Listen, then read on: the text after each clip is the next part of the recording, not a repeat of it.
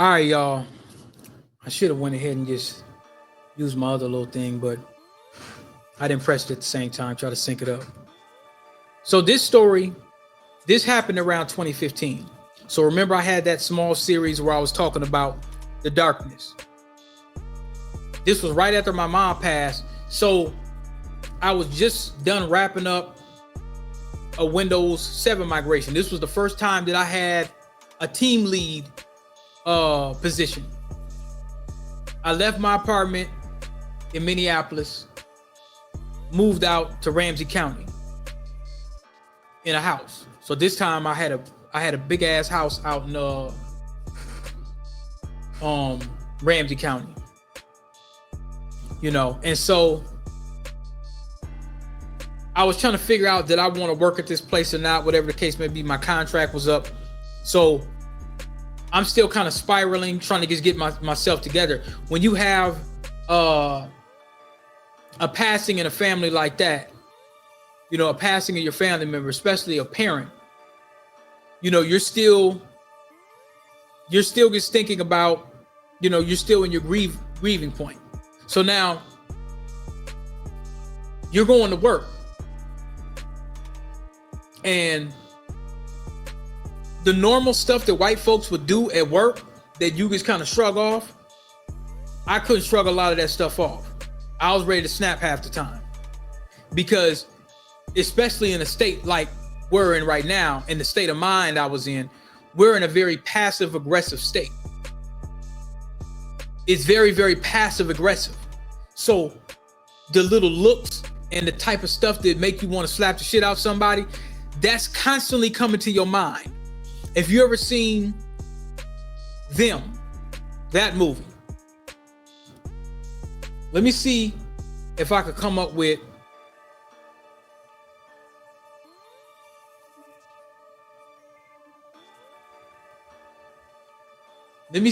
find where the brother had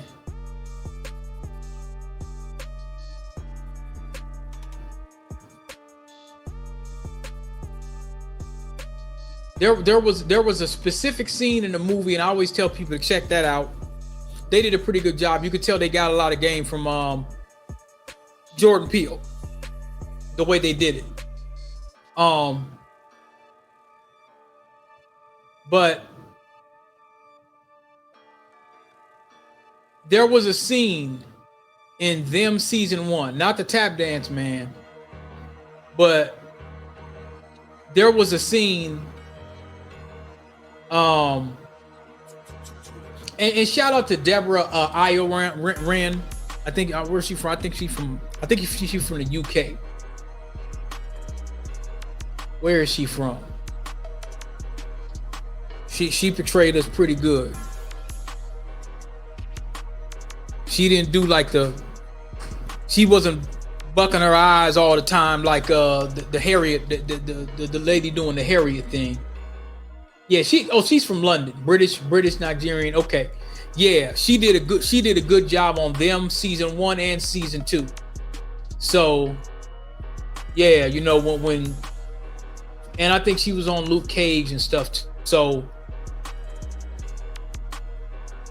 interesting, she was in Harriet as well. I didn't know that. But no, the lady, the star Harriet, we need our folks to play that, because she was tripping. But no, so yeah, Deborah Ioran, she played in season 1, and the brother, I don't remember his name, but he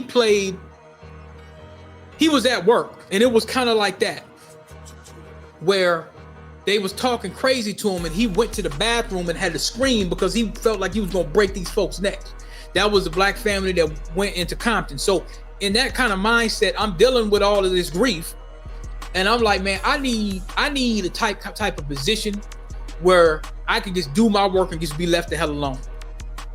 So I take this job, and training was in Waltham, Boston. Now Boston, if y'all ain't familiar, Boston's like the East Coast Mississippi. I'm talking about how up front they race soldiers are. So now, when I land, I take a plane. I'm having thoughts on whether I should go or not like that, because I'm still kind of in the days or whatever, So I go out there, I put on my best. The day that I had my ticket, I had my ticket and I was getting ready to go, and I lost my ID. I had to go downtown Minneapolis, and I had to go downtown Minneapolis and I had to get a new ID.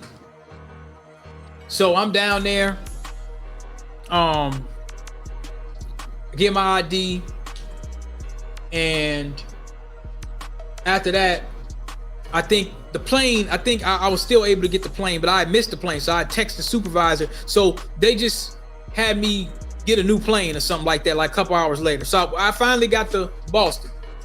I'm out the airport.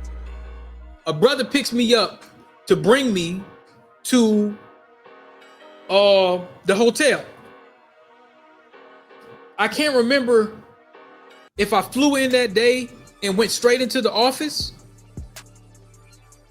I think that's what happened. I'm not sure.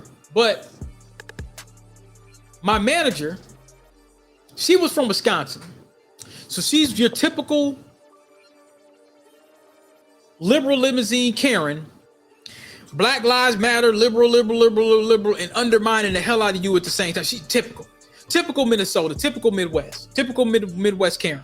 So I didn't like her one bit. So now we get to Boston. Like I said, before I got there, damn, these glasses are dirty as hell. Before I got there, the brother gave me the lay of the land. When he picked me up from the airport and brought me to Waltham. Waltham is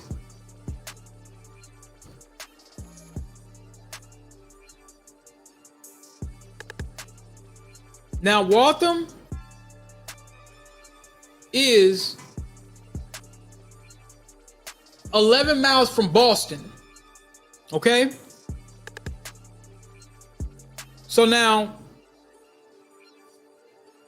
he's telling me, okay, the black folks are in Roxbury and Dorchester. He said that's where all the blacks and the Puerto Ricans. And he was like, yeah, it's some badass Puerto Ricans out here. It's a couple of them, but they live amongst us. I said, but it's mostly us out there in Roxbury and Dorchester. Because I asked him, I said, where's the hood? Because I'm thinking I might want me some soul food or something like that. I may not want none of this janky stuff at the hotel. I didn't have no car, but I was like, well, suppose I go to Boston or whatever. But I'm not driving. I'm kind of like piggybacking with the manager. So I don't have my own car where I can really move around and really see what's going on. But I might want me some soul food.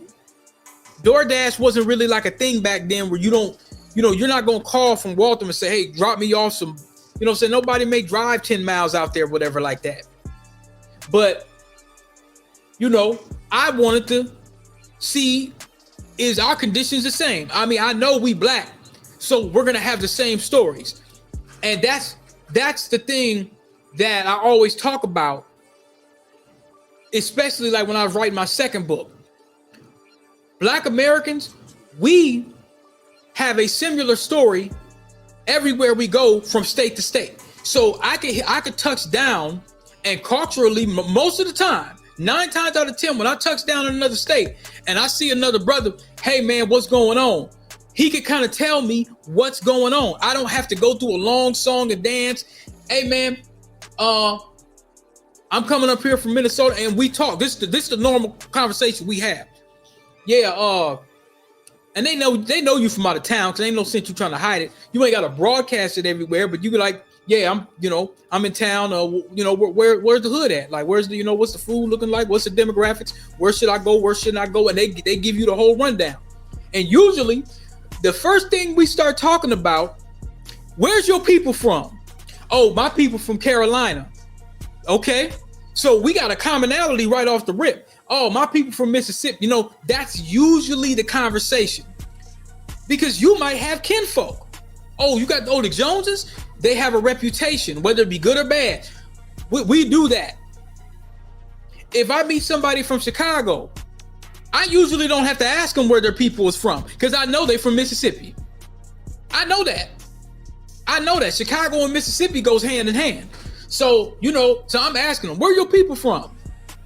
Oh, they from the Carolinas. He's on the East Coast. Oh, they from Florida or wherever the case, where his people. And when we say that, we're talking about generations back. We don't say, well, how many years? We just like, okay, because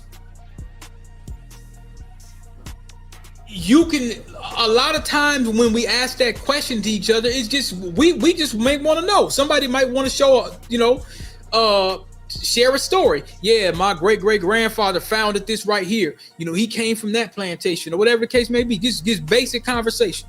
We ask that a lot. Because it says a lot. So he asked me, where's your people from? They from Minnesota. Okay, where about? Then I go into Kentucky, Tennessee. Oh, okay. Oh, well, my grandma, blah, blah, blah, blah, blah. Okay. Man, hey, look, don't go over here. Don't go over there. They got some bogus pizza. So a quick 15-20 minute conversation so he's saying Roxbury, Dorchester. So I already know the lay of the land. The brother's giving me the whole lay of the land. He's giving me the entire lay of the land. I said, man, what's up with the jobs and stuff, man? He said, man, brothers, black folks struggling out here, bro. They struggling. He said, downtown, you notice? Because I said, man, ain't no bums downtown. Ain't nobody just sitting around. He said, hell no. He said, they don't allow that in Boston. What they allow in downtown Minneapolis around that time when I went, he said, ain't none of that. And I said, what's that little space shuttle little thing? It looked like some George Jetson hop about. He said, oh, that's a bathroom. I said, what? I said, they charge people to use the bathroom. They don't allow just dusties and lames to just sit around downtown and ain't none of that going on. He said, you ain't about to just post up and just no. He said, ain't none of that going on. No. You said you come, the police be on you in Boston. They pulling up. Hey, what you here for? You waiting on the bus? Oh, I'm just kind of lollygagging. No. Ain't none of that. He let that be known clear. He said, don't get caught out here just lollygagging. I know you ain't from out here. He said, but police is ferocious up here. He said, you a brother and they pull up on you. They want to know what's going on. So I could tell just by the if it reminds you of the Cosbys when you driving around in downtown Boston. I went to Cheers too. Boston is small. Boston is real small. I went to Cheers. I can just tell by the vibe. They got an open race soldier code of conduct. It is strong down there. They kind of like, hey, this is our city. Do not play. That's the vibe that I got. Just very, very open, not passive at all. So he drops me off at the hotel. I put my stuff up. I get ready to go to the headquarters in Waltham. It's like a building or something. It's like they got their own downtown. When I think the first day I reported to work, and this is one of the stories that when I got back. So I'm going to fast forward a little bit, then we're going to come back. So I'm on a conference call, and you got all these folks that was from the Boston area.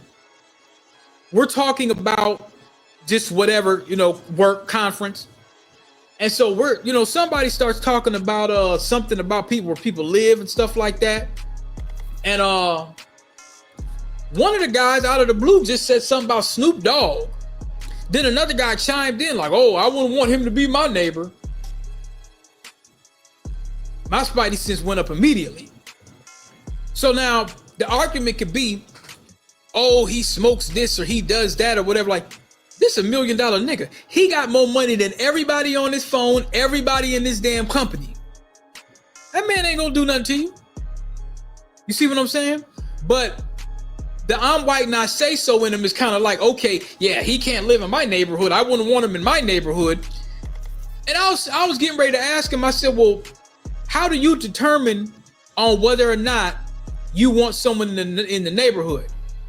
You see what I'm saying? But I figured I'm not really going I said, I'm new. I'm just gonna sit back and get soaked up. But that dude, I said, I'm gonna have a problem with him when I'm working with him, because he pulled out that dog whistle early in the game. They bowled out there. He pulled that dog whistle out early in the game. So I said, okay, I'm gonna have to handle him a certain way, because that wasn't the only type of comments they started to make. But I thought that was very interesting. So I just sat there and listened to it. Well, yeah, I wouldn't want him in my neighborhood. And then eventually the other guys start chiming in. And they all had these well, I'm not even going to say suspected. They had all these white supremacist narratives, and they really didn't have a reason as to why they didn't want him in the neighborhood. Because you have white people that are rich and filthy rich that have committed crimes. They've got away with the crimes. They even made them went to court and got off. But they wouldn't mind if they were in the neighborhood. Pharmaceutical people, people in hedge fund. There's people that done went to prison for stuff they done did and got money. You know what I'm saying? And still got money. So they try to make it seem, and here's the issue. The issue is not that you just don't like him because, he does gangster rap, or, I think he's violent.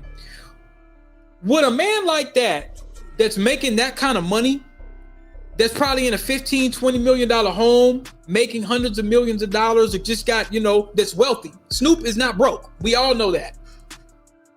You really don't have a reason as to why you don't want him in your neighborhood. Do you think he's going to be walking around? What you think is going to be a bunch of Long Beach Crips walking around the neighborhood? No. That's not how celebrities ain't doing all that. So that was racial in itself. The next part is if you try to say something about weed and this, that, and the third. So I thought that was very interesting. That was after I came back from Boston. Now here's what happened when I was in Boston that I thought was really interesting too. So now I'm sitting in a meeting. Now I'm the business analyst.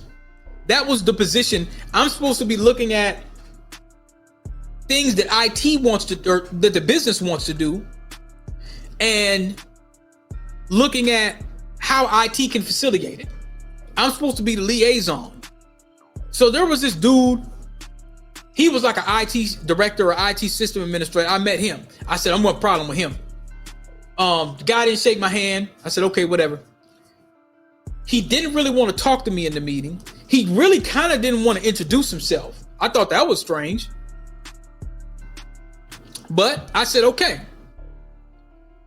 if this is the game we playing, let's just keep the same damn energy, because I don't want to talk to your ass no more anyway if I don't have to. I'm going to try to avoid you, and we just going to keep it like that. I'm not going to overextend myself when you ain't met me. We haven't been in this room 10 minutes together. And there's nothing that I could have done to undermine your position ever. But the thing is, he was just kind of just showing, hey, look, hey, I'm a Boston race soldier. I said, all right, I got you. Cool. I like open race soldiers as opposed to hidden ones. I like the wolf and I can see his teeth. Let's greet wolves and wolves. Let's do that. So every time I come up with something and I start talking, it seems like everybody on the team wants to try to overtalk me. So what I do is I say, all right, I ain't got shit else to say. Nothing. So we go and they start running this and running that or whatever. And then they're like, oh, what you think? What you think, Derek? What you think? Or something like that. It's finally some lady. And so I say, well, I've been hearing that they want some enhancements done to the website or whatever. Oh, yeah, okay. You sound like you're from the South. Out of the blue. She gets blursted. She went from she goes straight from the task at hand to my accent. It sounds like you're from the South. I'm trying to do the Boston accent. You park your car. So she's just going on and on. And where you from? Just going on and on. So from the South, and here's the thing. I said, no, I'm from Minneapolis. I'm from Minnesota. So she said, so she leans back and kind of taps somebody, another white lady that's off to the right of her. He sounds like he's from Dorchester. And so And they're like, ha ha ha, you know. So they're like, oh yeah, we just breaking your balls, or we just, you know what I'm saying. So now I act like I don't know what they're talking about. Now, little do they know, Dorchester and Roxbury was what I was told where the black folks were. So when they say South, that's code name for nigga, right? That's what they meant. They meant that. They didn't say that, but that's what they meant. Code name for nigga. Woke, DEI, as long as it don't benefit white women. Black Lives Matter. Those are all dog whistle code names for Negro. So, you know, I said, oh, Dorchester. I said, where's that at? I'm playing it off now. I said, where's Dorchester at? So she said, oh, it's just a joke. So we went, I just wanted to know where it was. I knew where it was. I already knew. The brother laced me with the game as soon as we got off of the airport. So she says, oh, it's just a joke. It's just an inside joke. I said, what's the joke? The room went silent. Well, let's talk about the website. So now they want to talk about the website. So I said, okay, all right. So, but I noticed that whole time, and the way that they structured how the position would be, it became something else. They had this contracting lady up there. She was training me in. Now, what it turned out to be is they had a contractor up there, and all she would do was just run reports with Excel and do stuff like that. They were training me in how to do her job to get rid of her. And the position ended up being much more than what I was supposed to be getting. I bartered and negotiated early, which I should have kept doing in my career. But I bartered and negotiated early because they was trying to get me around that time. They want to pay me in the late 50s. And I said no. So I kept going as high as I could go and high as I could go. And so eventually the CEO came and talked to me. And he said he flew in, I think he flew in town for the interview in Minneapolis, and said something like, now around this time, this was the first time that I was able to work hybrid. I never really did hybrid before, but it was starting to be where it was, I think, 2 days in office and 3 days at home or something like that. And I would work more from home once I learned the position. And I said, okay, I'm going to have to do that because I'm not, on site with these folks, this ain't going to work. I could tell. And I don't know, it was part of the grief, but it got to the point.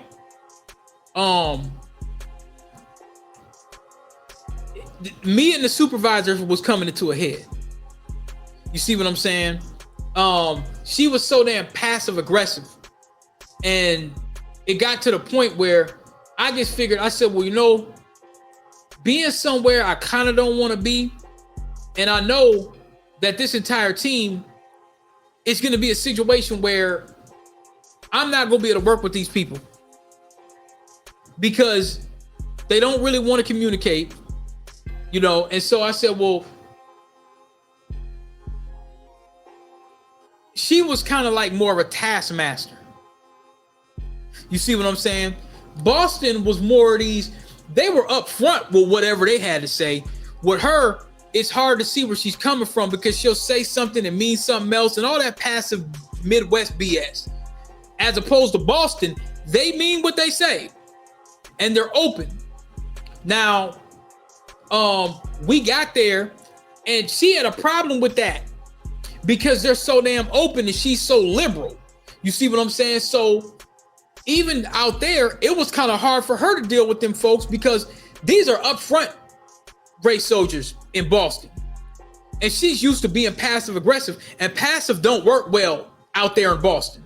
They're not passive aggressive. So she's so passive aggressive, even just people coming in the elevator, everybody, nobody's passive aggressive. So she was offended at everything out there. It was funny because when we were just getting in the car with her, you know, going places, like we got to one place, we went to Boston, and they want to go around Boston. So I go around Boston. I go to the aquarium. I eat at some dinner place. Like I think the first place that we went, We went to a few places. So sometimes I ordered lunch. I was there 5 days. So we went to this place in Waltham, and it just felt mafia. It just felt like the mob. And remember, I told y'all this old story. I think my second day there or something like that, I was going down in the elevator. And I think I was going down in the elevator, and I met the only black person that I seen at the hotel. It was a sister from North Carolina. Man.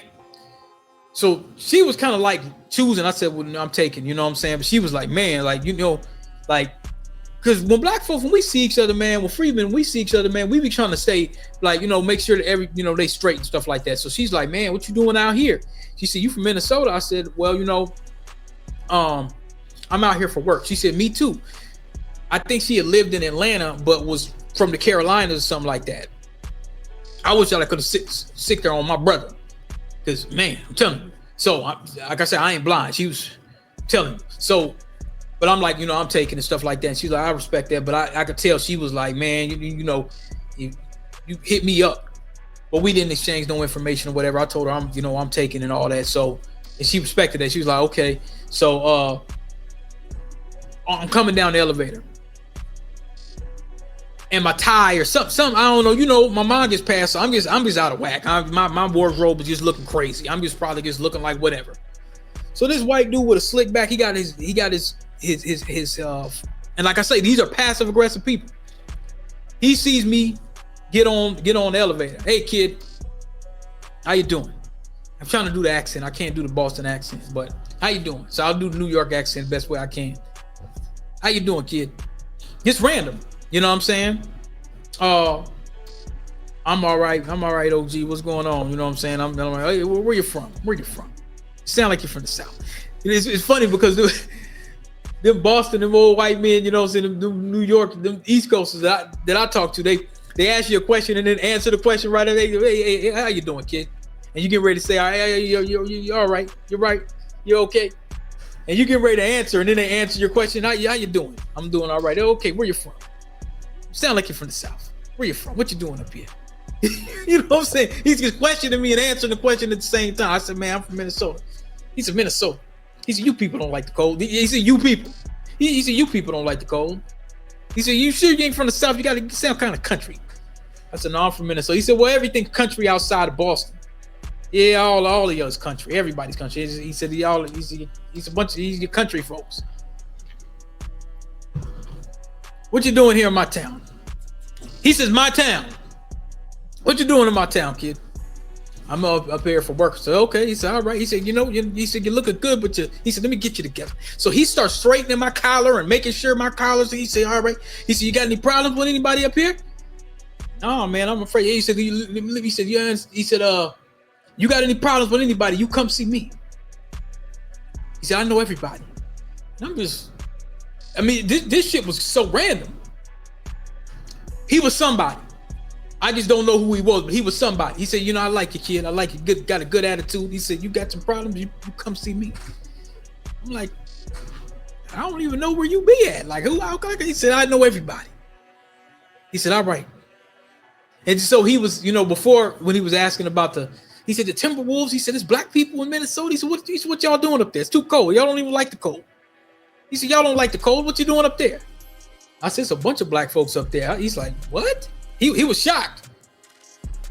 Most people, when you go outside of Minnesota, this was before when George Floyd was lynched. Most people, when you say you a black person born, now I ain't talking about somebody that came from Gary or Detroit or Chicago that moved there later or got kicked out the town. No, I'm talking about somebody that was born and raised. You see what I'm saying? People ain't really used to that. A lot of people are from the Midwest, Chicago, Gary, Detroit, you know, a little bit of Mississippi, Tennessee. You see what I'm saying? Milwaukee, and a bunch of and immigrants from foreign countries. That most people, a lot of black folks, it's not a whole ton of them that are born here, literally born and raised.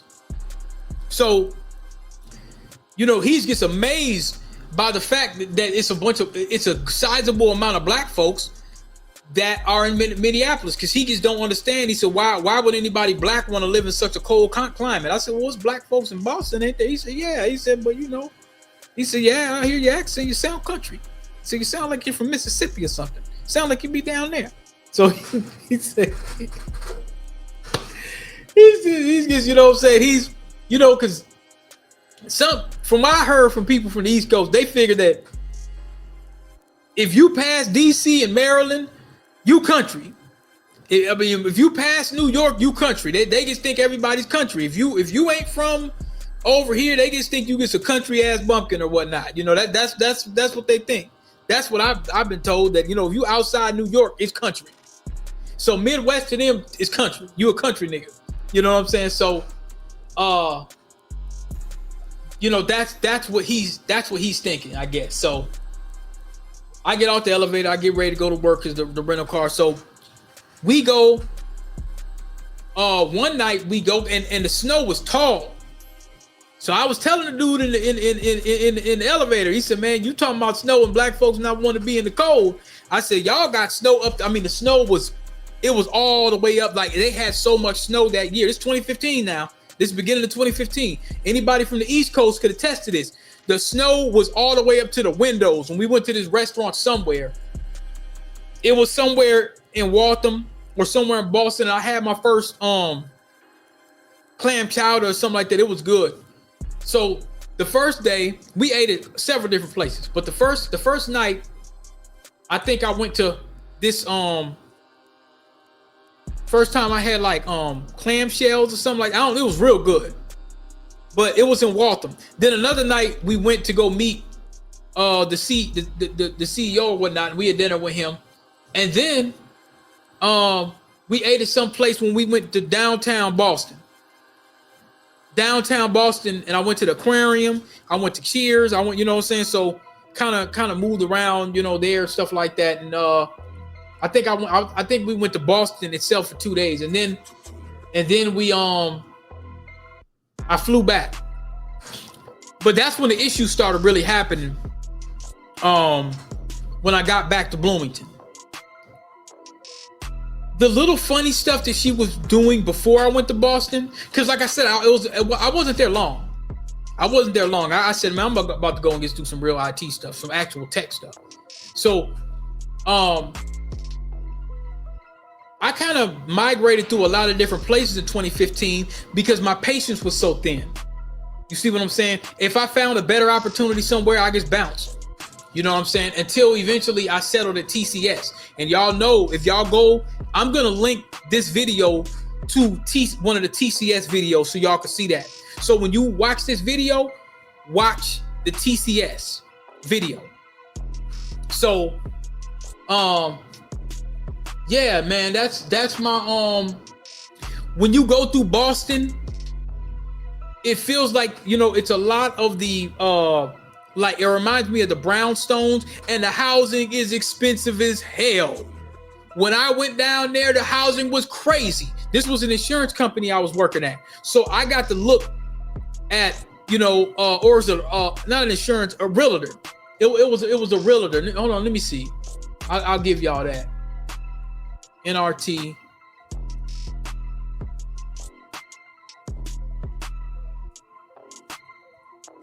Well,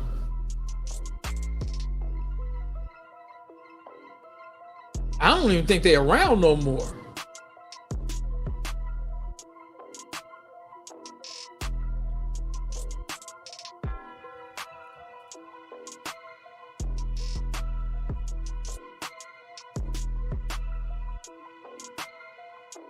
Oh, well, I might as well say it now because they, but now this place,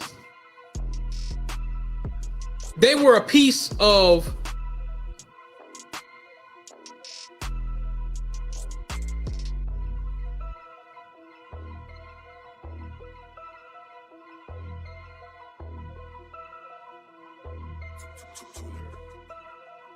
I'll say this. They had something to do with Coldwell Banker. And insurance companies, y'all, as I will say on some of my digital journals, insurance companies are very cheap. Insurance companies, banking, financial, you think like I'll go over there and make a big bag. They don't want to spend no money, man.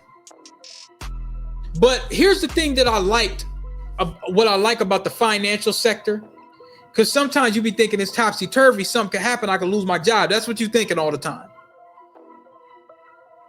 When you're working and something just ain't working, like, or if they get ready to do something or whatever they getting ready to do, there's always like some kind of a little hold or whatever the case may be, or something's happening or whatever the case may be.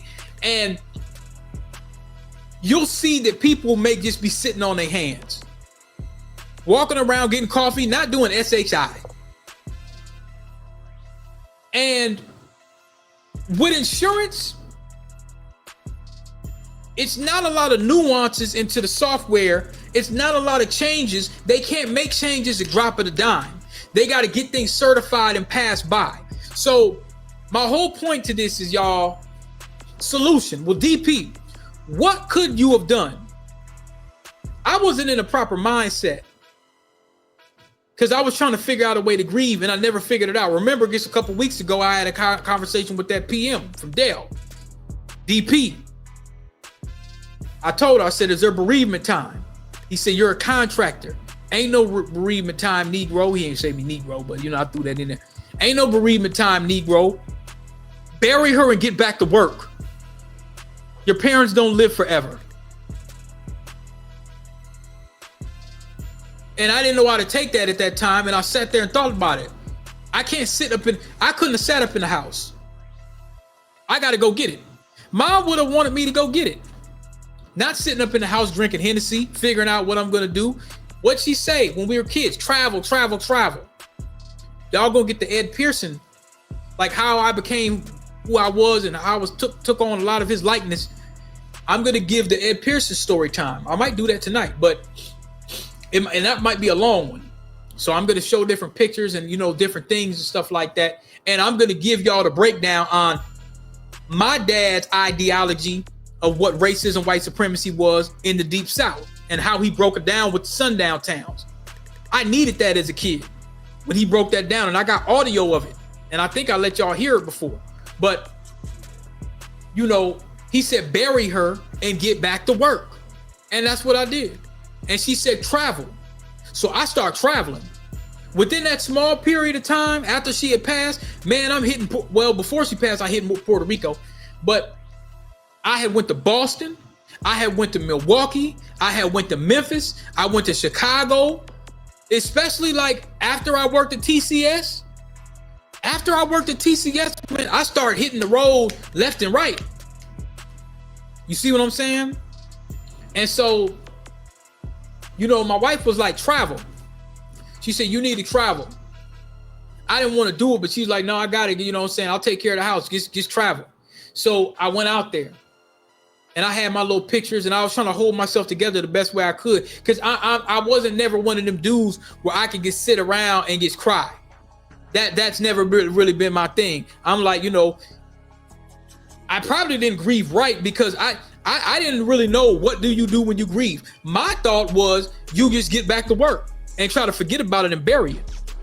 But what happened is I start burying all these memories of my mother, and I'm burying this and I'm burying that, and now you be done buried everything, and now they be like, oh, you remember this, you remember that? I'm like, no, I don't remember it. They were like, you sound like you try to forget everything about it. The problem is you start burying enough and you damn near bury the whole person. So when I try to bury it, I couldn't even. I was telling my guy Jay, I said, man, I ain't been back to because every year what my mom used to do, one of my homies, Jay, my mom used to send, ever since his daughter was born, she used to buy them a gift card. She used to buy Josh G's, daughter a card every single year from the day she was born. And I started kind of getting into the mindset of saying, well, I'm just going to bring a Mother's Day card to his mother and my homie Q, his mother. That's what I was thinking about. I didn't even want to go back to the neighborhood because I done buried it so much. I just didn't want to think about it. So I didn't want to go back to the old neighborhood down there. I told y'all in the West Bank in River Bluff. I just didn't want to go. And one of the reasons why I avoided the neighborhood, so I didn't have to think about her. You see what I'm saying? That's not healthy. But that's how I grieve. I grieve from burying. I'm going to bury these memories so I ain't got to think about her no more. But the problem with that is you start forgetting about the good stuff, right? So going through 2015, I couldn't cope. I couldn't cope with them Karens and Brads. I want to strangle half of their ass because that little slick lip and those little looks. And I'm, every time I'm thinking you're in a grieving point. So they're saying and doing little slick stuff all the time. And you kind of like, man, you just don't know. And I'm not about to give you my song of dance about what happened. I don't want to sit there and talk about who I lost because I know you don't care. So I don't really want to, you know what I'm saying? So, but it was enough to the point where it became problematic. And there was times where I was at certain places where I was like, man, I'm going to walk out this building before I snap. You know what I'm saying? Because I know I'm going to say something and I'm going to be going anyway because I'm going to say something to somebody. What's interesting about it is in so-called normal black society, if I'm living over south, over north, I didn't have those problems with black folks. Because a lot of times when shortly after, this was 2015 now I'm talking about, shortly after, I'd go in a place like Cub or I'm going, and sometimes I could be kind of like the first couple weeks or the first week or something, I'm just kind of spaced out, just kind of looking. They're like, hey man, you straight, bro? That's how black folks do a lot of times. They could tell like, okay, something happened. And I'm like, oh man, mom passed. They're like, oh, bro. The sympathy, you know what I'm saying? That black sympathy, that loving black sympathy. It could be a dude that could have been mugging you. Like, nigga, what you looking at? Man, my mom passed. Man, my grandma passed. They be, oh, bro. You know what I'm saying? That light comes right off. It could have been a dude mugging you. You could have been like, oh man, my bro, I wasn't staring at you, bro. Man, my mom gets passed. Oh man, bro. You know what I'm saying? It could have been a dude where he's mugging you. You see what I'm saying? And you could have been like, man, I wasn't trying to mug you, bro. I was just spaced out, man. I lost my mouth. That empathy comes in quick because he knows how it feels. He knows exactly how it feels. The corporate office, them little cutting of the eyes and they playing with you and saying little slick stuff or whatever. And you kind of like, oh, you don't even really want to tell them what's going on, but you can stick it in your mind. Like, I just lost somebody. Who the hell you playing with? I will break your neck. That's what you think. You remember like the Spike Lee movies where he smushed like the living supreme pie on the train, Malcolm X. You know what I'm saying? You thinking like that. Like, man, these folks playing with me. I will 5-finger to the face.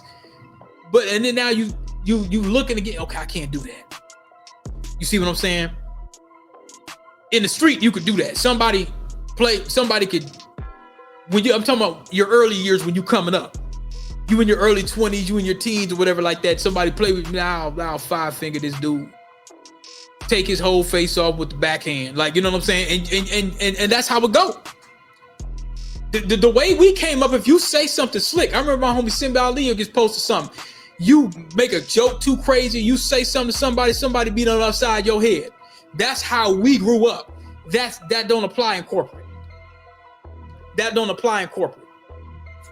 That's why, another thing too, when you look at the music business in Hollywood, they don't want to let nobody in that's gonna go upside their head. Oh, he gonna show up at the office and he gonna go upside their head. That's why they ain't like Suge. Bad is what they say Suge was. Suge go upside them executives' heads. You gonna pay me every dime that you owe. You gonna pay because those folks play with you. They play with you about your bread. They do that. That's why they don't want that kind of energy in the industry. They don't want no ruthless dudes, you know what I'm saying? No big ass bloods coming through. Hey, you know what I'm saying? Give me this bread. Where my bread at? And they hanging you outside the window like Vanilla Ice. They don't want that. They don't want brothers involved in that. They rather sign like a Drake or something like that, or somebody that they ain't gonna do all that. They want somebody that they could get over if they can, where they ain't really gonna put that pressure on. They do not want some Negro that's gonna hang you upside, upside like Wile E. Coyote in cartoons, you know what I'm saying, and shake out all the dimes you done stole from them. They don't want that. Just like in corporate, they much rather have a buck broken, a dude switching, and I don't even know how to do it. He's switching, he holding his hands all funny, and his voice is all low and sassy and saucy. They want that in corporate. They don't want nobody with no bass in their voice. They don't want nobody that, and you ain't got a black power, you ain't got to do all that, but they much rather have a buck broken, if it ain't a shining, sliding, tap dancing sambo, they would rather have you have a buck broken Negro. I know, because I've been in a lot of them corporations, and you be like, man, these niggas extra saucy up in here. They want it, it's a lot of them. You be like, why is it so many? Because they're like, okay, this nigga, he's not gonna pass on his genetic legacy, so we X'd him out number one. We X'd him out that way. He ain't gonna stand against nothing. He's not gonna call nothing out. You see what I'm saying? So we could just like the plantation, we could just have him how we want. So that's my story time on. He's from Dorchester. He's from Dorchester. That's my story on Dorchester, as they say it. He's from Dorchester. He sounds like he's from Dorchester. That's my story on that, being in Boston. So I'm gonna upload that. And man, I wish I could find some special effects or something like that. Let me see if I can. Hold on. I'm gonna let y'all hear. Let me see if I can find the accent.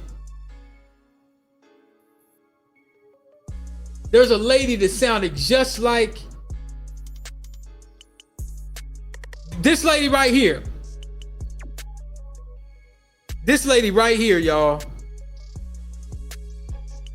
She sounds just like the lady I'm talking about. You have one of the thickest Boston accents, I believe. I appreciate it. Okay. So rapid fire, don't even think about it. Carter. Carter. Piper. Piper. Harper. Harper. Muffler. Muffler. Garden. Got it. The Boston accent happens when the vowel A is followed by a consonant. Yeah, they got park the car. They don't say park. They say park. Park the car. Garden. That's how they talk out there. I was trying to do New York sounds different, but that's how they talk, bro. He's from Dorchester. That's how they talk. That's how they be talking. He's country. He's where you're from. He's from Dorchester. He sounds like he's from Dorchester. Clam chowder face. I'm like, man, they don't get they clam chowder looking. You know what I'm saying? So, yeah, that's it, man. I'm gonna upload this for y'all, man.